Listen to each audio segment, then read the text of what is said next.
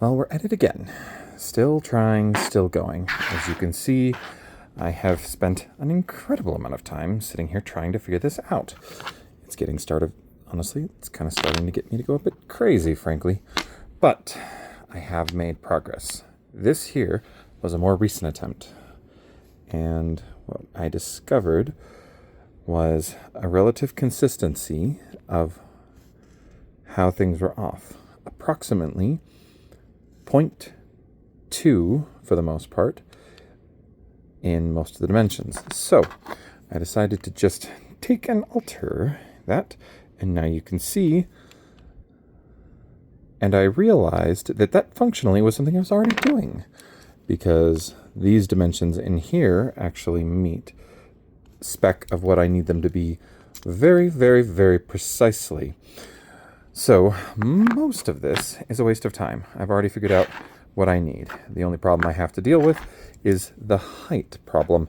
The fact that this dimension is extraordinarily precise. Whether it be through here, which is outside of the tolerance of my calipers, or this one here, which is again extraordinarily precise, or this one here, which that actually is the correct dimension for that particular one.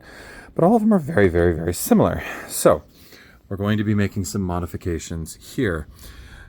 The objective being that I'm going to replace this entire section here with a hole, and I'm just going to shove a brass tube, and that'll solve the problem of the threads, and it'll make it so that this gets collapsed in so that all of it will follow this line here.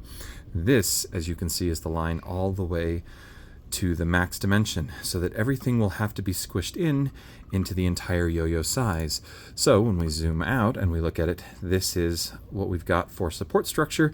This will get squished in, and all of this will change in dimension, but all the dimensions will be what we're expecting. And that way I should be able to manage all of the Z squishing in a way that's meaningful and useful, unlike the craziness that I'm dealing with right now. But we shall see. I currently have some brass tube on order. Fortunately, it's quite cheap for a 6mm brass tube with a 3mm OD, but only time will tell. I'll let you know when it gets in.